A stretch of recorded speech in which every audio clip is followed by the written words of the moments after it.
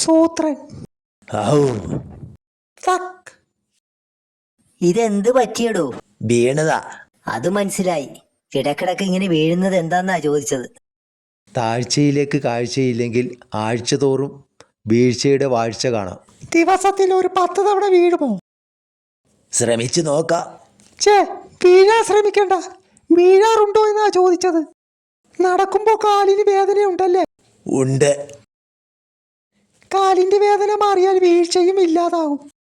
ഈ മരുന്ന് കഴിച്ച് അരമണിക്കൂർ ഒറ്റക്കാലിൽ നിൽക്കണം, വേദന മാറും. മനസ്സിലായല്ലോ? ഒറ്റക്കാലിൽ അരമണിക്കൂർ. മനസ്സിലായി. ഞാനൊരു മണ്ടനാണെന്നാ വൈദ്യരുടെ വിചാരം. താൻ മരുന്നും ചികിത്സയും ഒക്കെ കഴിഞ്ഞു വാ, എനിക്ക് കുറച്ച് തിരക്കുണ്ട്. വൈദ്യരെ, അരമണിക്കൂർ ഒറ്റക്കാലിൽ നിന്നിട്ടും വേദന മാറിയില്ല. എങ്കിൽ ഈ മരുന്ന് കൂടി കഴിച്ച് അരമണിക്കൂർ നിൽക്ക് ഒറ്റക്കാലിൽ. എന്നിട്ടും വേദന മാറിയില്ല വൈദ്യരെ. ഓഹോ, എങ്കിൽ അസുഖം അല്പം സീരിയസ് ആണല്ലോ. ഒരു കാര്യം ചെയ്യാം, ഇത് കഴിച്ച് 2 മണിക്കൂർ ഒറ്റക്കാലിൽ നിൽക്കണം. അപ്പോഴേക്കും ഞാൻ അങ്ങോട്ട് വരാം. ഗുഹയുടെ അടുത്ത് വന്നാ പോരെ? മതി, ഞാനവിടെ ഒറ്റക്കാലിൽ കാത്തു നിൽക്കാം. ഇതാണോ ഒറ്റക്കാലിൽ നിൽപ്പ്? ദാ ഒറ്റക്കാലിൽ തന്നെയാ നിൽപ്പ്. ഇങ്ങേർക്ക് വലിയ കാലായതുകൊണ്ട് നിൽക്കാൻ സ്ഥലമുണ്ട്.